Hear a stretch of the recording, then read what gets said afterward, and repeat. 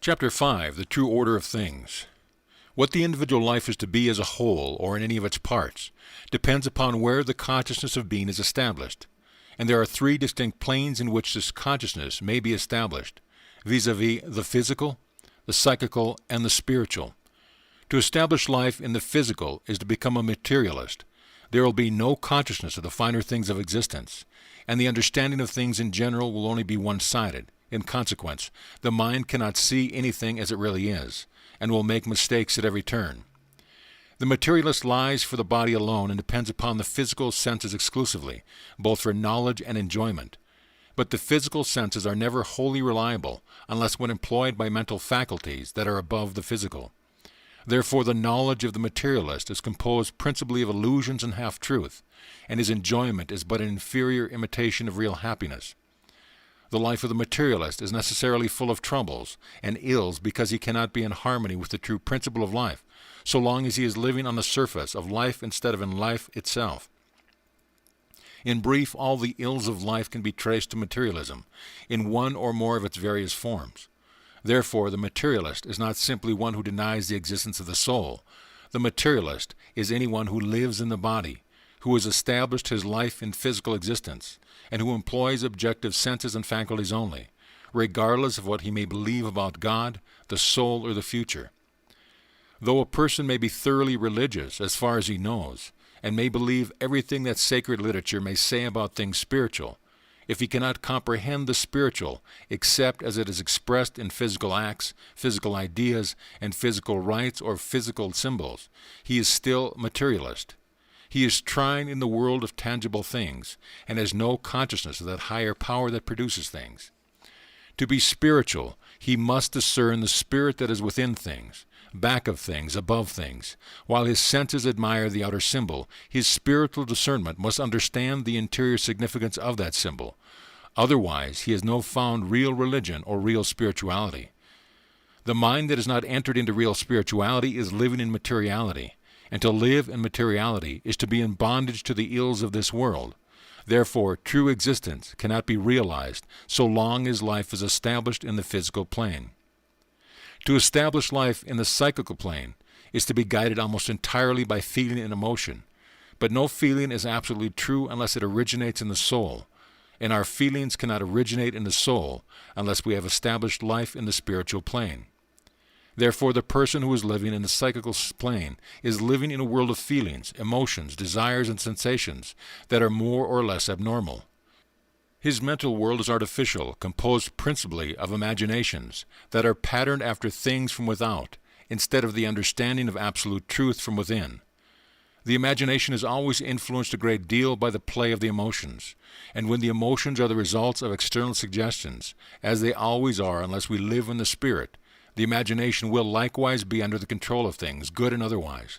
This means that our thinking will be worldly, materialistic, and more or less disordered, because as we imagine, so we think. Therefore, to live in the psychic world is to live in a world of abnormal feelings and misdirected imaginations. But true being cannot find its foundation in such a world. A true being can be established only in the consciousness of truth, and the consciousness of truth can be gained only in the spirit. When life is established in a spiritual state, the physical ceases to be materialistic, and the psychical ceases to be a troubled area of conflicting emotions. Instead, the physical becomes an orderly expression of the pure, wholesome life of the soul, and the psychical becomes a world of the richest thought, the most sublime feeling, and the highest mental enjoyment. The spiritual state of being is the true foundation of being, because the spiritual alone has the necessary qualities. To establish life in any other state, or upon any other plane, is to act contrary to the true order of things, and trouble must necessarily follow. There is only one place for man to live, and that is in the soul. When he tries to live elsewhere, in mind or body, he separates himself from his great inheritance, and does not receive what he has the right and the privilege to receive. When there seems to be nothing in life, the fault lies with the man himself, not with the laws of his being. Instead of living in the spirit, where he could receive everything, he has gone to live in the emptiness of the material world, where there is nothing to be had but the undesirable consequences of wrongdoing. And wrongdoing is a direct result of wrongdoing, going away from the true state of being. To live in the spiritual state is to give expression to everything that is in the Spirit, because what we actually live we bring out into tangible experience, and the Spirit contains everything that may be required to perfect the whole of existence, physical, mental, and spiritual. The belief that the spiritual life is apart from the mental and physical is not true. It is the spiritual alone that can make the physical and the mental complete. In brief, we do not begin to enjoy the body and the mind until we begin to live in the soul. We cannot attain the most perfect physical health and the most perfect physical development until we begin to draw upon the inexhaustible life of the Spirit, nor can we attain the greatest intellectual power and the highest mental brilliancy until our minds are open to the real spiritual illumination. To have health and wholeness of body, we must have an abundance of that life that is health and wholeness, and that life comes only from the soul. To gain that life, we must live in the soul, and the life that we live we invariably bring forth into mind and body. To perfect the beautiful in the physical form, we must likewise receive the necessary elements from the spiritual state.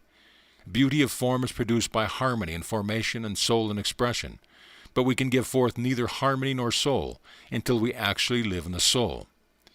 The true development of mind, character, and life all depend upon our ever-increasing expression of the perfect qualities of the spiritual life. Therefore, the truest, the best, and the greatest results from physical existence and mental existence can come only when we actually enter spiritual existence. But to enter the spiritual is not simply to provide those essentials through which may we realize the ideal in the physical and mental.